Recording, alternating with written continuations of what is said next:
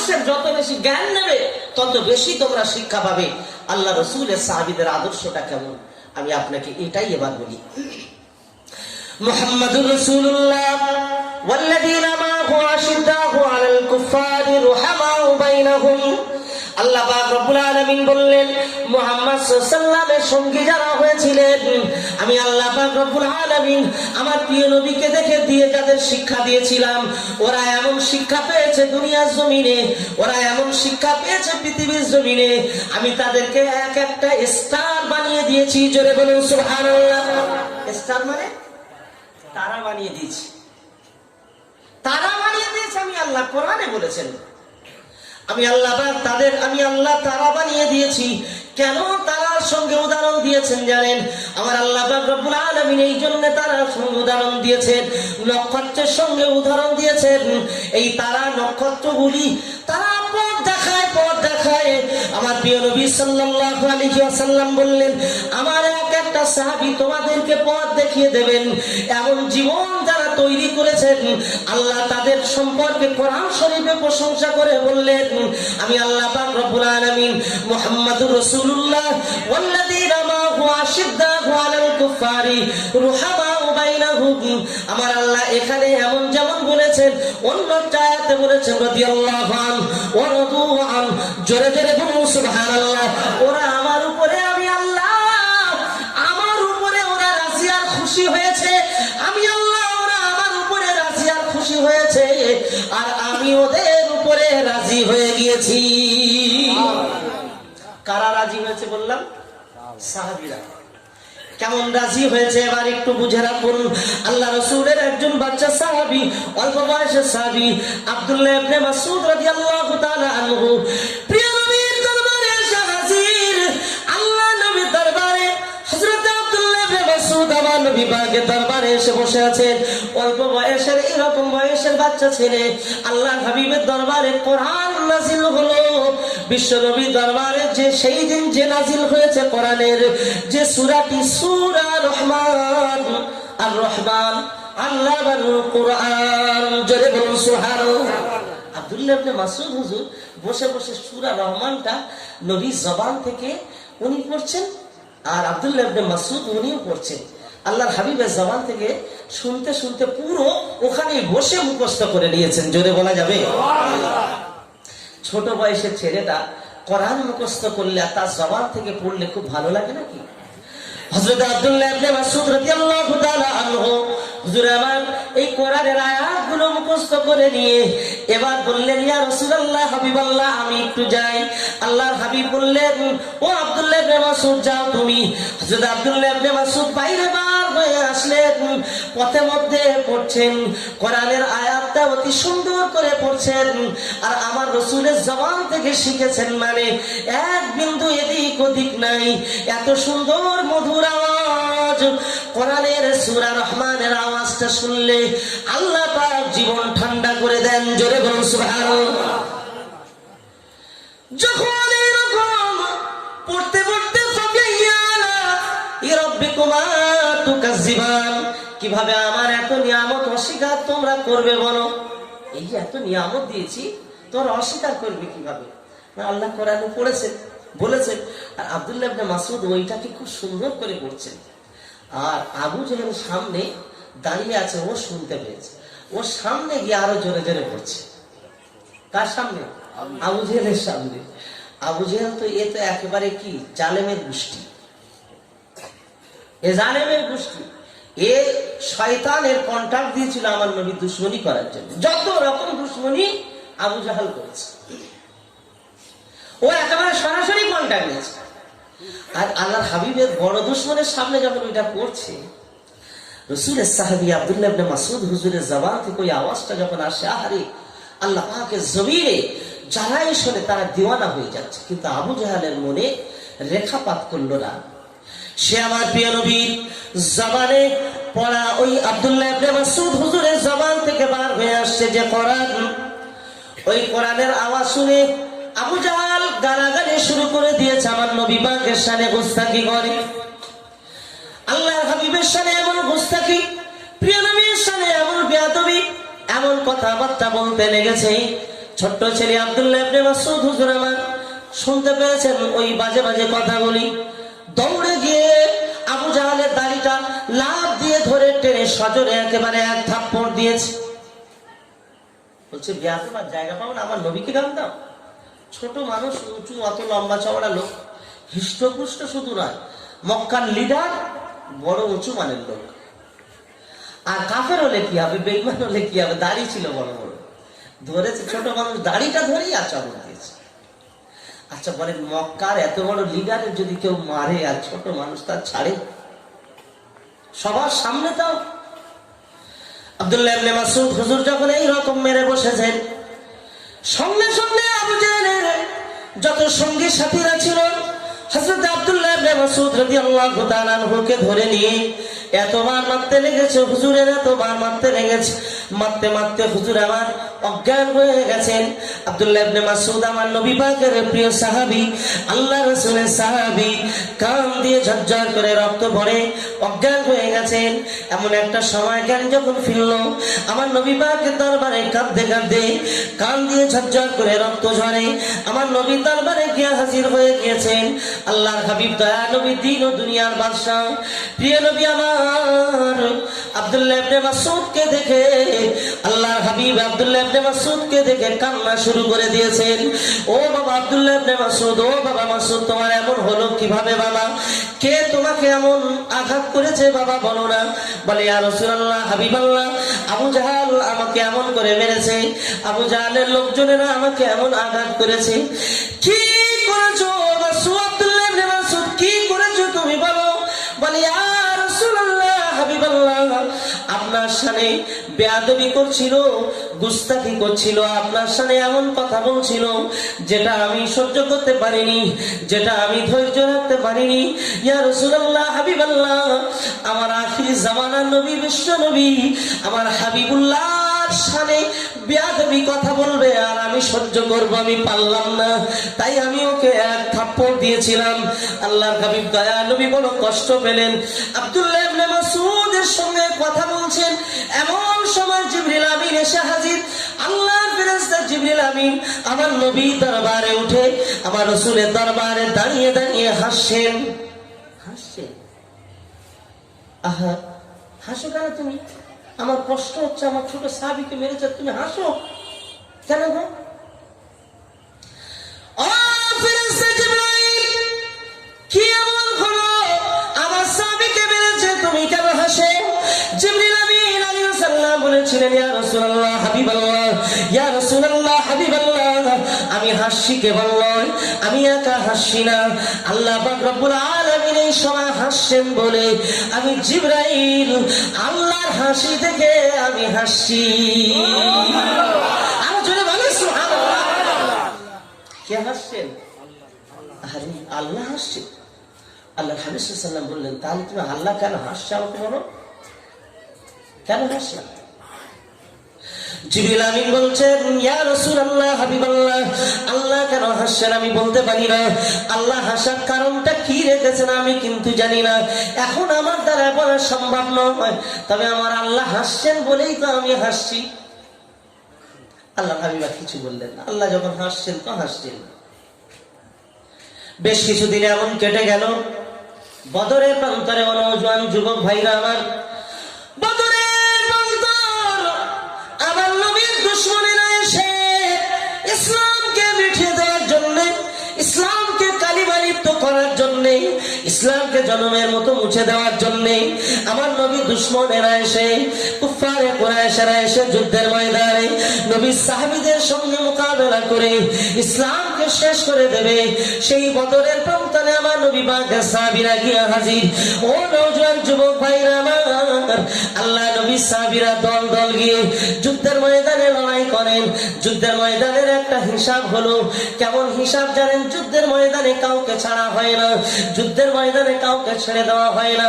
পক্ষ বিপক্ষ যখন হয়ে যায়, যে যাকে পারে মেরে দিতে পারে। এখানে কিন্তু ছেলে কি, স্ত্রী কি, বাপ, এসব কিছু দেখার থাকে না, কি ভাই, এসব না। মোকাবেলার মাঝখানে কোনো দয়া মায়া থাকবে না। আর এখানে ইসলাম ভার্সেস ইমান ভার্সেস কি বেঈমান, যারা ইসলামের দুশমন, ইসলামকে মেটাতে চায়, তারা মুসলমানদেরকে শেষ করে দেবে। এটা মোকাবেলা করার দরকার আছে না? মোকাবেলা করার দরকার আছে। আল্লাহর হাবিব সাল্লাল্লাহু আলাইহি ওয়াসাল্লাম যত জীবনে যুদ্ধ করেছেন, আমার নবী পাক কাউকে জোর করে মারতে যাননি। আল্লাহর হাবিব সাল্লাল্লাহু আলাইহি ওয়াসাল্লামের উপরে আগিয়ে এসেছে, আমার নবী মোকাবেলা করেছেন। জোরে বলুন না সুবহানাল্লাহ। তাহলে এটা কিন্তু কি সন্ত্রাস নয়।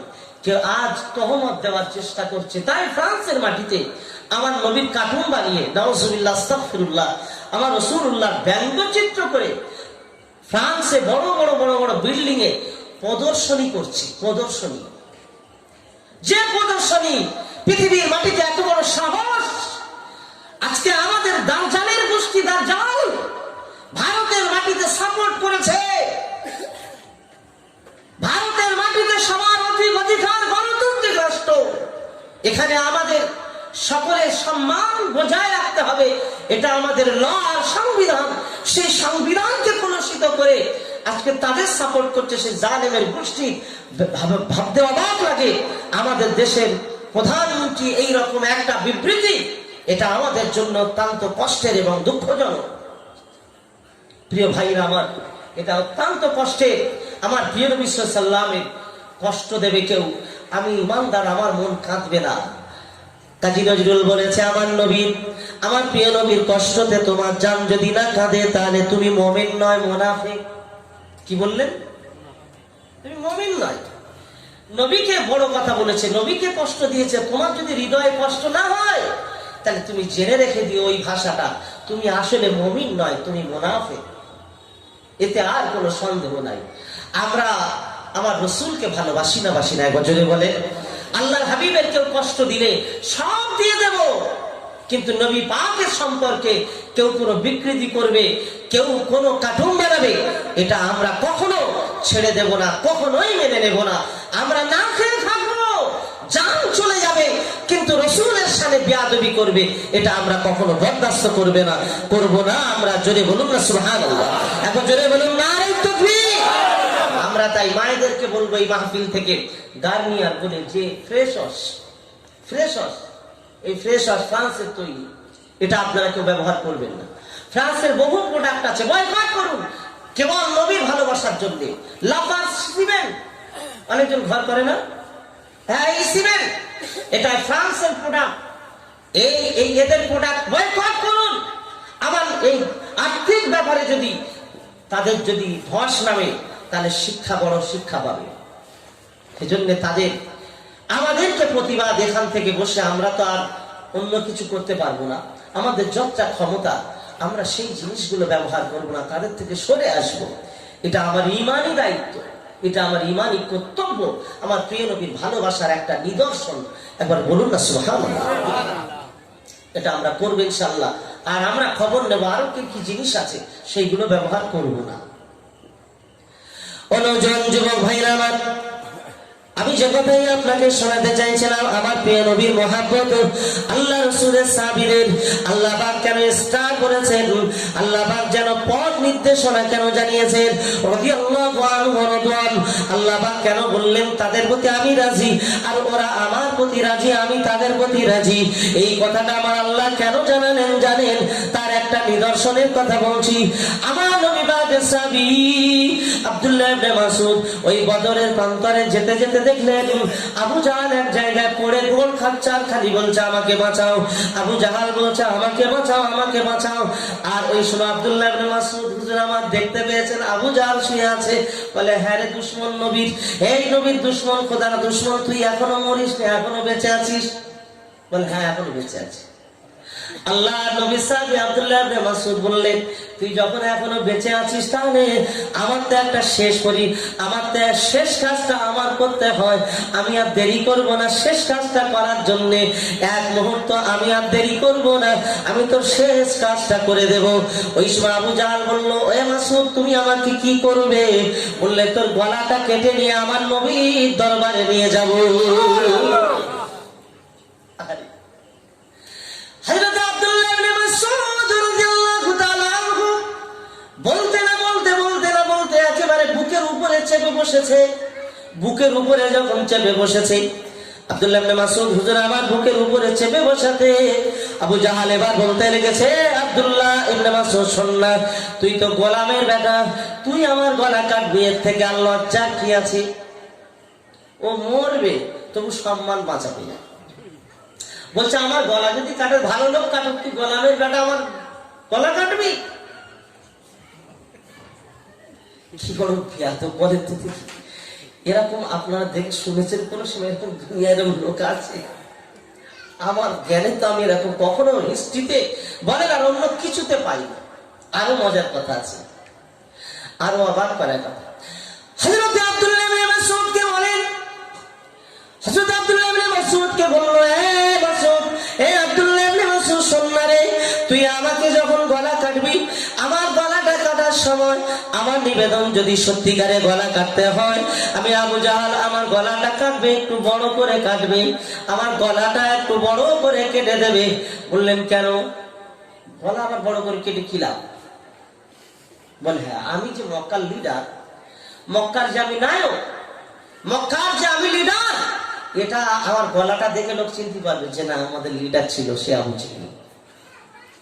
মরার পরেও চেনা দেবে। মানে এদের যদি জালেমের গোষ্ঠী বলেন ভুল হবে? এই তো জালেমের গোষ্ঠী। আরে আব্দুল্লাহ ইবনে মাসউদ রাদিয়াল্লাহু তাআলা আনহু বলছেন, ঠিক আছে তোমার তাহলে গলাটা বড় করে কেটে দেবো, শেষ ইচ্ছাটা আমি পূরণ করে দেবো। নবী সাহাবী হুজুর আমার, এই যখন এই হাদিসের এইগুলো পড়া হয় এত মজা লাগে আর এত আনন্দ হয় মনে মনে, আল্লাহ সেই সময় যদি আমাদের রাখতেন, আল্লাহ সেই সময় যদি আমরা থাকতাম বদরের প্রান্তরে, আমরা যদি নবীর জামানায় নবীর সাহাবা হতাম, তা আমরা একটু শরীক হয়ে দেখতাম যুদ্ধের ময়দানে কত যে মজা, জীবন দিয়ে কত যে মজা। জিতে আসলে গাজী, শহীদ হলে আল্লাহ পাকের জান্নাতি শহীদ, আল্লাহ পাক তাকে উচ্চ মর্যাদা করে দেবেন। যদি বলুন সুবহানাল্লাহ। হযরত আব্দুল্লাহ ইবনে মাসউদ রাদিয়াল্লাহু তাআলা আনহু তরবারিটা নিয়ে আর বেশি দেরি করলো না, আর হুজুর আমার দেরি না করে এক মুহূর্তে তরবারি দিয়ে গলাটা কেটে দিয়েছেন। গলাটা কেটে দিয়ে ওই কথা মতো বড় করে গলাটা কেটে দিয়েছেন। গলাটা কেটে দিয়ে মনে মনে ভাবছেন এত বড় গলা আর এত ভারী মাথা, আমি কিভাবে আমার নবীর দরবারে নিয়ে যাব? আমার প্রিয় নবীর দরবারে এত বড় মাথা নিয়ে যেতে গেলে আমার তো হবে না, আমার একটা কাজ করতে হবে। কানের ভিতর দিয়ে তিনি একেবারে তরবারিটা একদিক দিয়ে ঢুকিয়ে দিয়েছে, আর এপার দিয়ে ওই পার দিয়ে অপর কান দিয়ে বার করে নিয়েছে। মানে ফুটোটা ভালো করে করেছে কানের ভিতরে। ফুটো করছে না, বলছেন এই কানের ভিতরে ফুটো করছি তো রেখে না আমি কি করি দেখ। কানের ভিতরে ছিদ্র করে হযরত আব্দুল্লাহ ইবনে মাসউদ রাদিয়াল্লাহু তাআলা আনহু একটা দড়ি নিয়ে কানের ভিতরে প্রবেশ করেছেন। এপার থেকে ওপারে দিয়ে দড়িটা ভালো করে যত্ন করে বেঁধে আমার প্রিয় নবী দরবারে নিয়ে যাওয়ার জন্য হযরত আব্দুল্লাহ ইবনে মাসউদ রাদিয়াল্লাহু তাআলা আনহু ওই বড় মতো মাথাটা নিয়ে, গলাটা লম্বা করে কাটা ওই মাথা, আবু জাহেলের মাথা নিয়ে নবীর দরবারে গিয়ে হাজির। একবার বলুন না সুবহানাল্লাহ। প্রিয় নবী দরবারে টানতে মাথাটা যখন নিয়ে উপস্থিত হয়েছে, আল্লাহর হাবিব আমার রাসূলুল্লাহ বিশ্বনবী আমার দেখে এত হাসি শুরু করে দিয়েছেন। আল্লাহর হাবিব মনে মনে এত আনন্দ পেতে লেগেছেন। আজ আব্দুল্লাহ ইবনে মাসউদের বড়, আজকে আব্দুল্লাহ ইবনে মাসউদ এমন কাজ করেছে, আজকে আব্দুল্লাহ ইবনে মাসউদ যে কাজ করেছে আমি নবী পাক তার উপরে খুশি। এমন একটা মুহূর্তে জিবরিল আমিন এসেছেন, আল্লাহর ফেরেশতা জিবরিল আমিন এসে দাঁড়িয়ে আমার প্রিয় নবীর সামনে দাঁড়িয়ে হাসতে লেগেছেন। বলে জিবরিল সেই সেবারে হাসছিল, ফের আজকে হাসছো? বলে হ্যাঁ হুজুর আজকে হাসছি। কেন হাসো আজকে?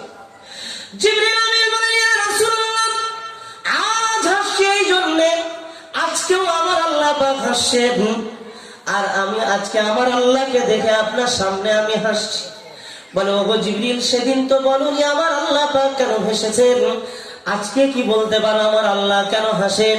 বলে ইয়া রাসূলুল্লাহ, সেই দিন হেসেছেন আমার আল্লাহ, আজ হাসির প্রতিশোধ তার জন্য। আল্লাহ এই দিনের জন্য সেই দিন হেসেছেন। আমার আল্লাহ তো সব খবর রাখেন, ও জানেন আমার মাসউদকে মেরেছে, আমার আব্দুল্লাহ ইবনে মাসউদকে মেরেছে, ওর শাস্তিটা ওই দিয়ে দেবে।